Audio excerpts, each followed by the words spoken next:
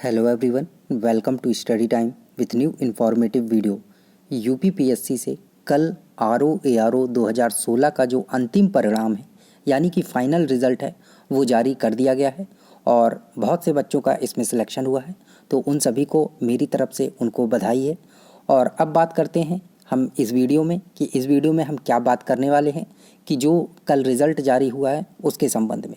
तो इसके पहले अगर आप इस चैनल पर नए हैं तो चैनल को सब्सक्राइब ज़रूर कर लें, क्योंकि सरकारी नौकरी से संबंधित सभी अपडेट यहाँ पर समय समय पर मिलती रहती है। तो आयोग क्या गेम खेला है और क्या ये पहली बार हुआ है? तो देखिए, ऐसा पहली बार नहीं है कि ये पहली बार हुआ है। ये कोई भी रिज़ल्ट आता है यूपीपीएससी का, उसमें कहीं ना कहीं ये आपको देखने को मिल जाएगा। और ऐसा जब रिज़ल्ट आया उसके कुछ ही देर बाद 2-3 स्टूडेंट थे जिन्होंने ये सवाल उठाया और पूछा, और सवाल तो काफ़ी पहले से उठता रहा है, लेकिन स्टूडेंट ने ये पूछा कि आखिर सर ये होता क्यों है। तो देखिए हुआ क्या है, आपने ये प्रेस विज्ञप्ति देखी होगी और ये संशोधित जो प्रेस विज्ञप्ति है जारी की गई दोबारा से, क्योंकि इसमें गलती थी, वो हो गई थी। यहाँ पर दिसंबर जो था उसकी जगह इन्होंने फरवरी लिख दिया था।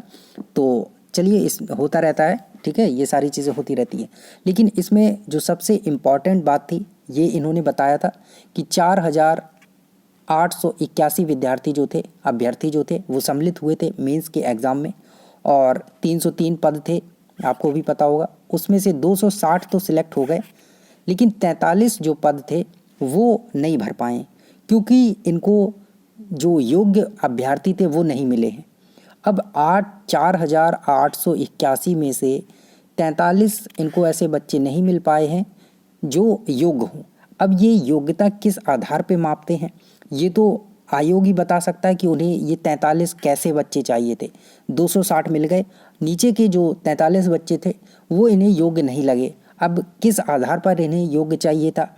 या तो उनके नंबर बहुत ही ज़्यादा कम थे, ये कुछ अपना कट ऑफ बना के रखते हैं कि नहीं इसके ऊपर ही लेंगे, या ऐसा क्या करके रखते हैं? अब वो तो वही बता सकते हैं कि इन्होंने मिनिमम भी कट ऑफ कुछ बनाई है कि कम से कम इतना नंबर तो होना चाहिए, उसके ऊपर वालों को ही ये रखा जाएगा या सिलेक्ट किया जाएगा।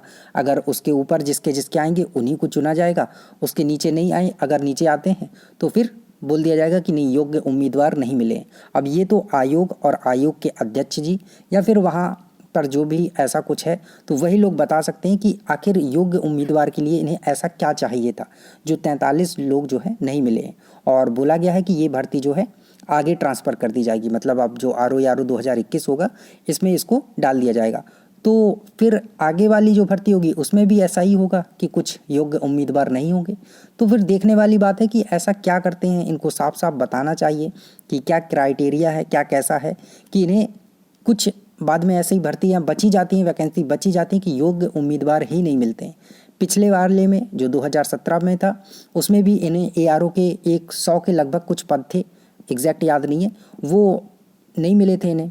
ठीक है, उसमें मान सकते हैं कि हो सकता है कि ऐसे विद्यार्थियों के पास O लेवल ना हो, लेकिन ये तो कई गुना 13 गुना विद्यार्थी लेते हैं, तो सभी के अनुसार 13 गुना लिए होंगे। ऐसे तो नहीं कि कुछ भी मुंह उठा के ले लिया 13 गुना।